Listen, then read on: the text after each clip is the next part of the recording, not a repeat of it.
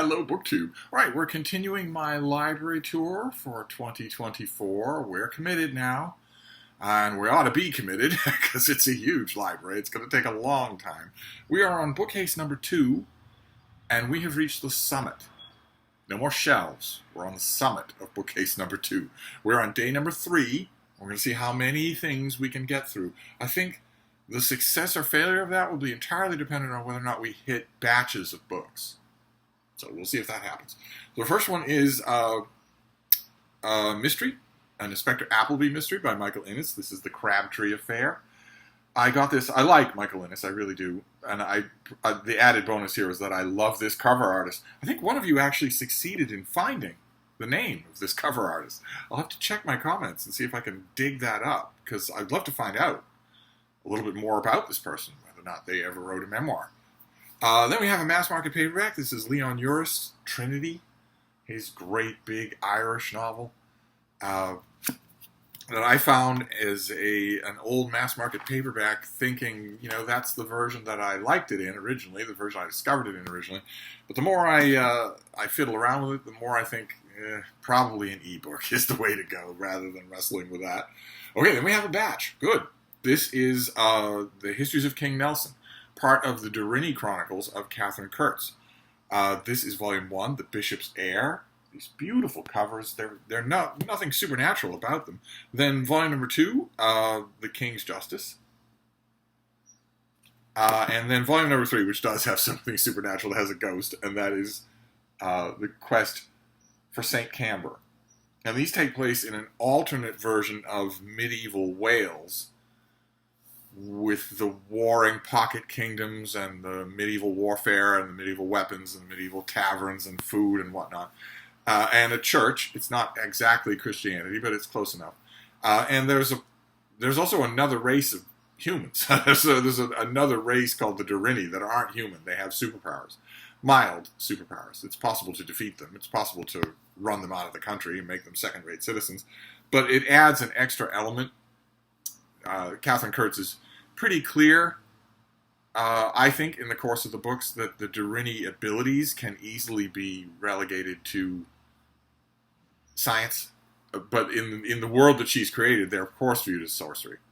Okay, then we have another batch, but these are all different. The only thing they share in common is that they are that larger prestige format of paperback, of mass market paperback. They're not the normal size mass market that we just saw. They're a little bit taller.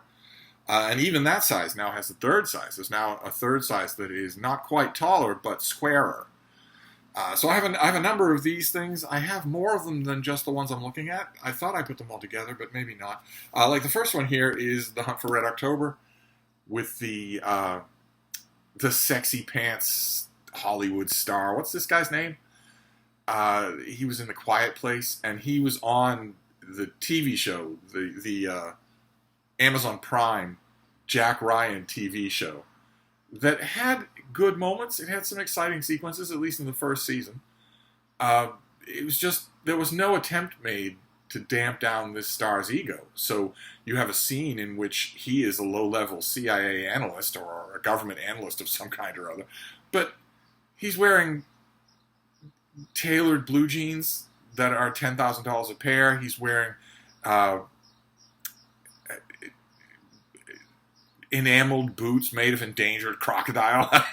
And not only that, but he's walking like a movie star. He's carrying himself like a movie star. It's extremely distracting.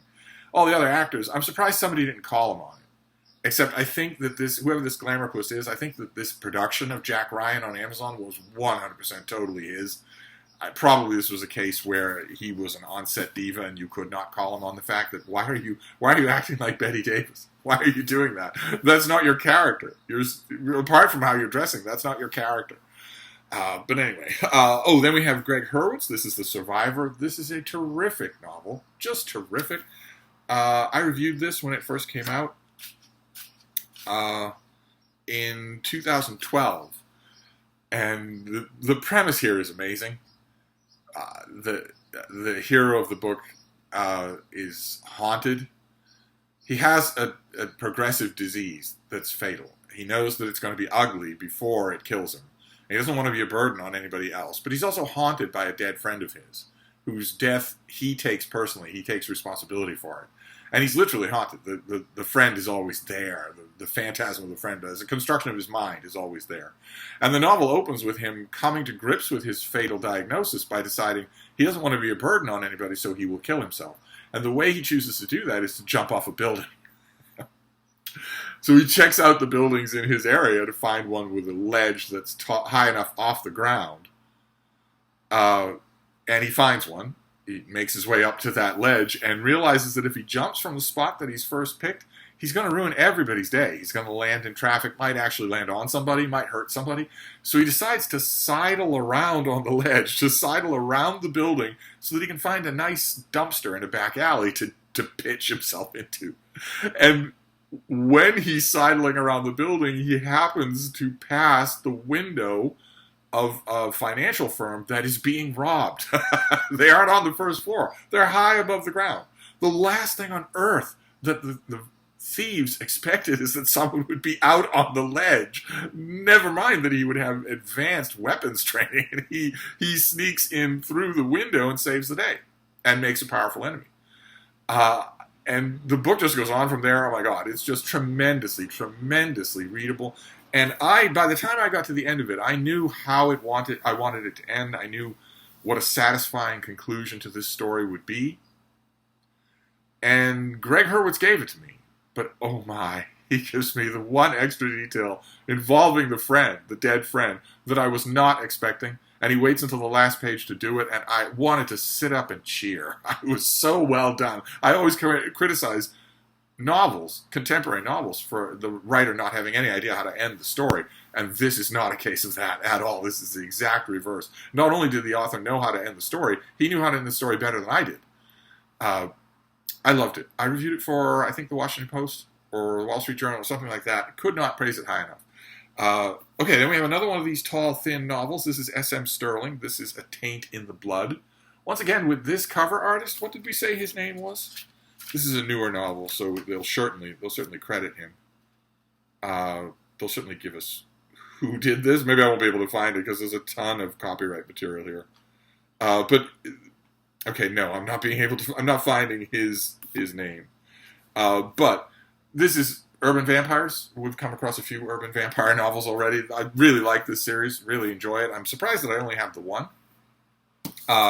Then one of these taller paperbacks of The Goldfinch by Donna Tartt. Gave this a reread. Found a lot more to dislike about it the second time than I did the first time. Made me wonder how many diehard fans of The Secret History have reread it in the last 10 years. Still wondering about that, actually. Oh, okay, then we have, this is by Chris Jameson. This is Shark Beach. About an idyllic beach that is suddenly attacked by a bunch of super smart, super aggressive sharks. So, could not turn it down. I got this from the publisher. This came out in 2019. And I know that this author writes other shark books that I keep meaning to get in these paperbacks. This is the only one that I have, and that's a crime. These are exactly my kind of book. I just have not bothered to get them. And then finally, the last of these taller paperbacks is Steve Alton. This is Meg. This is Generations. This was the latest. I think this was the fourth or fifth in a series of novels about a giant albino prehistoric killer shark, the Megalodon, which, despite any videos that you may have seen on Shark Week or on YouTube, is extinct. It has been extinct for a long, long, long time. But in these novels, no, in these novels, the Megs are so populous, they're practically starting a book club. All right, that was a batch, and that helped us, but they're still individual books. Then we have Wilfred Sheed. This is his novel, The Hack, a very Catholic novel, a very writerly novel. I really enjoy this author. It's a shame that he is largely gone.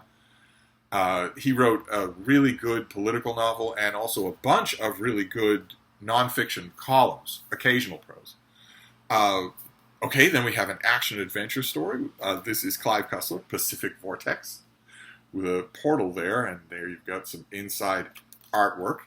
I largely wrote off Clive Cussler. I read Race of Titanic, of course, but I largely wrote him off as not worth looking at, not worth really paying any attention to. But I paid attention to him for two reasons. One, because he was perennially popular in the bookstore where I worked. And two, because Mark Richardson here on BookTube likes him. And that's all it takes is for a booktuber that you watch to like something for you to open your mind a little to that person. Okay, then this is another author that is better known. Wilfred Shee's better known for People Will Always Be Kind or for The Good Word than he is for The Hack. And this is Brendan Gill. This is his collection of short stories called Ways of Loving. But of course, Brendan Gill is much more popular for a work of nonfiction called Here at the New Yorker, which we will get to on this tour. Sooner or later, we will get to it. Here at the New Yorker was a gigantic success. Just gigantic. Ways of Loving was not, but he's a pretty good fiction writer. It's a shame that never took off for him. Okay, then we have another batch. These are from Biblioasis. They sent me these tiny little paperbacks. There's Alec Blackwood, The Empty House. These tiny little things with these original artwork. Who is this guy? He did the cover for... He's done a bunch of covers. Okay, he just goes by the name Seth. And these things have illustrations in them, in addition to being illustrated themselves front and back. Then there's also W.W. Jacobs, The Toll House. And finally, E.F. Benson, How Fear Departed the Long Gallery, which is so good. I have this in a couple of anthologies, but I'm so happy to have it in its own little book. This is just such a good ghost story. And Biblioasis did more of these. I got these three from the publisher, and once again, like with all the Meg paperbacks or all the Shark Beach paperbacks, I don't have any of the rest of these. I think one of them was even an Edith Wharton. And I think they all had this cover artist. And I don't have any of them. I need to find them sooner or later. Okay. Then we have the Odyssey Library. They did a whole bunch of books. I once had them all. They're really, really good. They're ancient, but they're really, really good. They were quick visual reference books of history. And the only one that I kept is Ancient Rome. They're these longitudinal hardcovers. They were naked hardcovers. And there you get the whole of Rome in the time of the Caesars. And then you go through here and you get original artwork of what things look like, but also photo insets as well. Just a very brief walkthrough of Roman history from the early Republic days all the way to the Roman Britain and whatnot. They're really good little books. Sooner or later, it's very macabre, but sooner or later somebody who has the whole set of these will pop their clogs and they will all show up at the Brattle Bookshop and they will all be mine. but yeah, there's a list here. Archaeology, The Sailing Ship, I would love to have that. Butterflies and Moths, The Sun, Arms and Armor, The Coral Reef. There's one about the Elizabethan world, was there not? Clocks and Watches, Gems and Jewelry, Military Miniatures, Ancient Rome, The Insect World. Boy, this list does not mention Elizabethan England, but I'm sure there was one. But anyway, that's the only one that I have now. Then we have a big historical novel. Oh no, this is not a historical novel. It's a big generational sweeping saga type thing that took off, I believe, in the wake of the success of Rich Man, Poor Man by Irwin Shaw, who is now completely forgotten.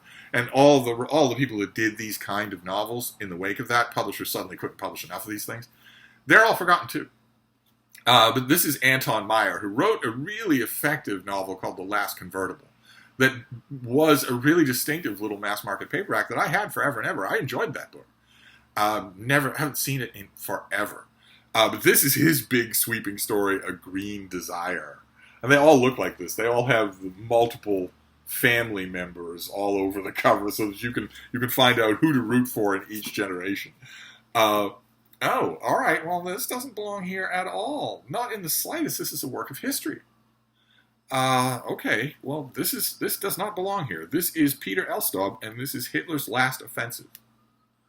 With a wraparound cover artwork there. This is a UK mass market paperback about the so-called Battle of the Bulge, the Ardennes offensive, where Hitler thought we're all penned in. We've got the Russians on one side and the Allies on the other. There's nowhere for us to go. We don't have any fuel. We barely have any men. We're drafting little boys and old senior citizens. But maybe we can do one last giant offensive and push out to the nearest river, maybe get to the nearest base, the nearest harbor. And I don't know. I don't know what the plan was after that. I don't think there was a plan after that. I think this is the kind of plan you create if you're nuts.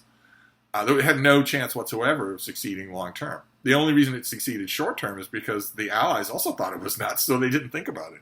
So German divisions, including one division led by one of the most rabid psychotic killers in the Nazi roster, which is saying something. Those German divisions were able to just walk up to Allied encampments, to occupied Allied towns, who did not have any expectation of meeting that kind of armed resistance. And this was really good. This was really enjoyable. And this old Corgi paperback really holds up, but it doesn't belong here. It's not even fiction. Put that aside. Okay, this next one is also technically this is Bernard Evslin. He's fantastic. He did a volume retelling ancient Greek myths, heroes, gods, and monsters of the Greek myths. This is not something like Edith Hamilton's mythology or Bullfinch's mythology. This is more fictionalizing those stories. Wonderfully, wonderfully, wonderfully done. This volume it's popular in schools. Very much worth your time if you find a copy. I believe this is illustrated by this is illustrated all throughout. You get breakdowns of the Valar, and then you get individual famous stories like Theseus and the Minotaur and whatnot. Only retold, novelistically retold. Wonderful. Then we have a penguin. This is an orange-spined penguin of Mark at Book Time with Elvis' favorite book. This is Jerome K. Jerome, Three Men in a Boat. An absolutely wonderful, idiosyncratically pure British classic that he has read a million times and loves. It was, again, I mentioned Mark Richardson liking Clive Cussler. It was seeing how much Mark at Book Time with Elvis loved this book that sent me back to it and realized how much fun it is, how good it is. It's the joy of BookTube. Then we have Graham Diamond. This is Captain Sinbad. Somewhat murky cover, but you get the idea. This is taking some of the kernels of the Sinbad stories from the Arabian Nights and making a novel out of them. I think that Graham Diamond did more than one of these. It's long overdue for someone else. Maybe people do this, but I saw this when it first came out. In the 1970s, I believe. Or at least with this cover. 1980. I remember as soon as I saw this thinking, bring it on. Absolutely bring it on. There are a million novels buried in the Tales of 1001 Nights, so bring it on. And this was quite good. Very enjoyable. Let's see here. Oh, okay. I believe that I originally got this for Dr. November, a BookTube event designed to celebrate spy fiction that happens in November. But I'm pretty sure that it would also qualify for Garb August, as so many spy novels do. This is by Edward Ahrens, and it is called Assignment Black Viking, where a man in a business suit is facing a stereotypical Wagner-style Viking. And the same thing here. This was also Dr. November. This is trash of a different order. This is trash that actually makes me angry for reasons that we need not go into here. This is On Hazardous Duty by an author calling himself David St. John. Very nicely designed cover. A taut Washington thriller from just about the last person who should write such things or be allowed to write such things. Okay, then we have another Penguin mass market paperback, but this is not nonfiction. This is not fiction. This is a play. This is Peter Stone and Sherman Edwards, 1776. This is a book of the play that was a hit on Broadway and then was made into a hit movie during the American Bicentennial. So this is that, and this is the text of that, which means that the stuff that was added for the musical will not be in here. The stuff that's in the play but is usually taken out of stage versions will be in here. And also you get Stone writing about the research that was involved, the thinking that was involved. All right. Then we have a little mass market paperback of an author who is coming up on my channel. I am doing a read-along right now of The Cruel Sea by Nicholas Monserrate. His masterpiece by far his most effective piece of fiction. But a long way from the only thing that he wrote. He wrote a lot. He wrote his whole life. And I found this novel, I think, at the Brattle. This is The Pillow Fight by Nicholas Monserrate, a contemporary Mishner-style Rascals in Paradise thing that had a few sharp edges, but just was not all that good. Which I read it, and I was a little bit disappointed because it isn't all that good. And then the next thought that hit me was, well, that's interesting in its own right. Wouldn't it be great if somehow you could read all of Nicholas Monserrate? I've never seen all of Nicholas Monserrate. I've never had it all. Pretty sure I haven't read it all. Obviously, if something like The Pillow Fight could just come to me out of nowhere. But what fun it would be to make a study of this author and a whole bunch of other 20th century authors. Okay, then we have a double. This is, I have 2 copies here of Jeremy Levan's book, Satan, His Psychotherapy and Cure, by the unfortunate Dr. Hassler, JSPS, standing for Just Some Poor Schmuck. And this is a story of the early days of computers. It'll seem primitive to you and read it now, but this is the story of a man who psychoanalyzes Satan. Or thinks he is. But, of course, that's a bad bargain. That's never going to work out well, and this is wonderful. Just brilliant. And also, there are a couple of scenes at the end that are incredibly moving. There's also a long-running, throughout the book, comedic riff on the ultimate Jewish mother. I often praise Jeremy Levan because he also wrote a novel called Creator that is also great. This is the tonal counterpart to that. One about God, one about Satan. And talk about forgotten. He's forgotten. Of course, he's forgotten all the way to the bank because he took his shtick to Hollywood and has made a lot of money in Hollywood. But I wish that he had continued writing novels. That's just me. Okay, then we have another work of nonfiction. So this will go with Hitler's Last Offensive, although this is right on the border of fiction. This is about as sensationalist as nonfiction gets. This is by Daniel Manx, and it's called Those About to Die. And it's all about gladiators in ancient Rome.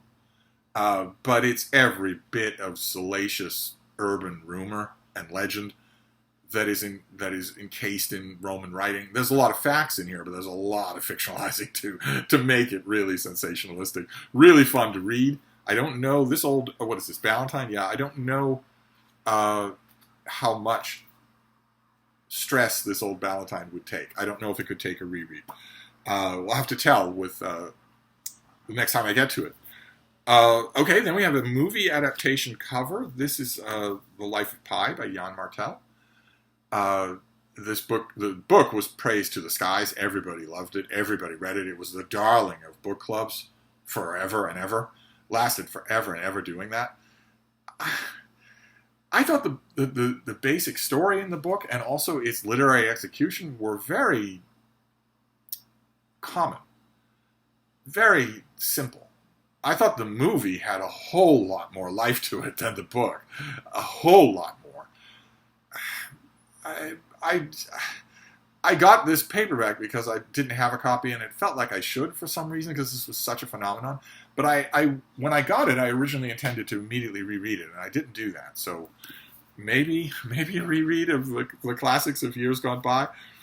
Okay, then another espionage type thriller, basically for Dr. November. This is Emma Lethan. I only have one of Emma Lethan's books, I believe. This is When in Greece. And this is a John Putnam Thatcher thriller, I guess. He's a very unusual sleuth in that he works for a bank. he's not a private detective or a police detective or anything like that. The author, when she was questioned about that in her writing career, said, "Trust me." She came from a finance background, and she said, "Trust me. The weirdest stuff in the world, bankers see it."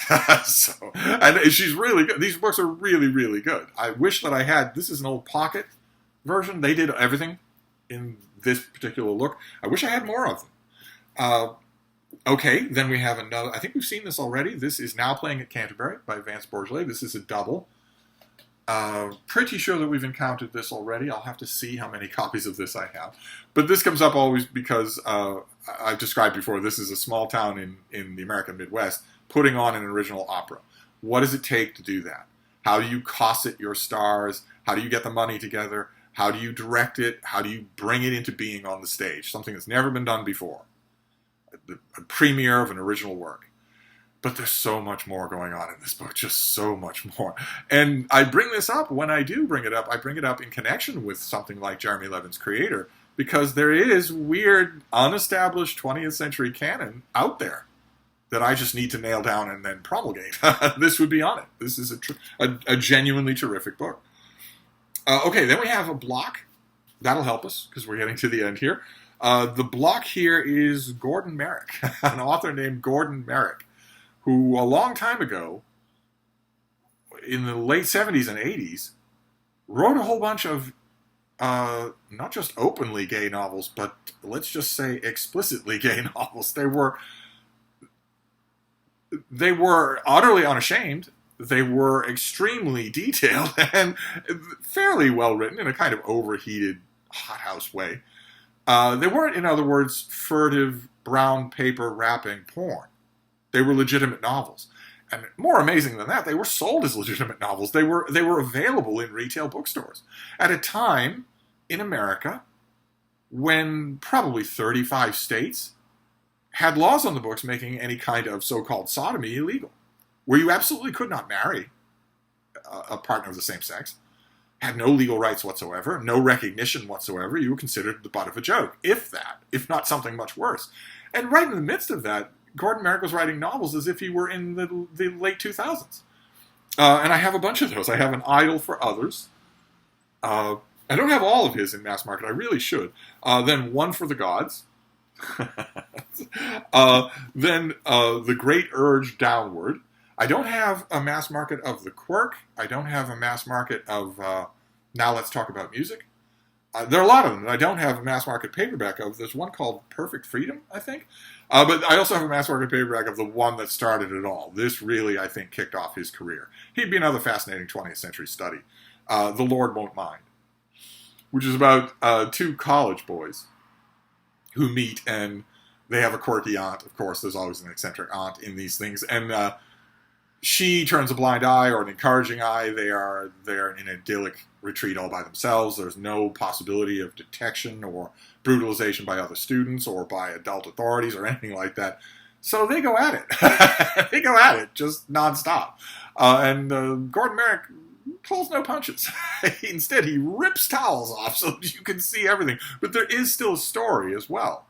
That's the amazing thing about these things, is that it's not just porn. By the end of the book, you are very much invested in whether or not these two characters love each other and can find any kind of happiness in a world that absolutely will not do it. Gordon Merrick isn't writing into Fantasyland. The minute his characters get out of the little idyllic scenarios where he puts them, they face a real world where this is totally impossible. And yet, by the time they reach that world, you're pulling for them. You're rooting. Okay, and then the last two here, kind of a block. This is Mary Stewart, who we've already seen a couple of times, I think. We certainly saw her for The Wicked Day, her Mordred novel. These are more her type of thing. These are kind of modern, updated, current sensibility Gothic novels that she did really, really well. I don't think there's anyone who ever did them better. They're hard to describe because I think she really did create a kind of a sub-niche for herself. I have a couple of these. I could stand to have more. There's The Gabriel Hounds, and also My Brother Michael, which I really enjoyed. And this old paperback. These things are not very well made. The old Mary Stewarts are not very well made. But My Brother Michael held up well. I could actually read it again. And there you go. That is day 3 of the summit. Now, if I'm correct, if we can do it, then tomorrow we will, or the next time, whenever I film another library tour, we will finish the summit. And then we will go on to BookCase 3. We will have finished BookCase 2. We'll see. No promises. We might need 2 days to get through the next one. But anyway, that's it for now. I'll wrap this up, and I will see you soon. Thank you, BookTube.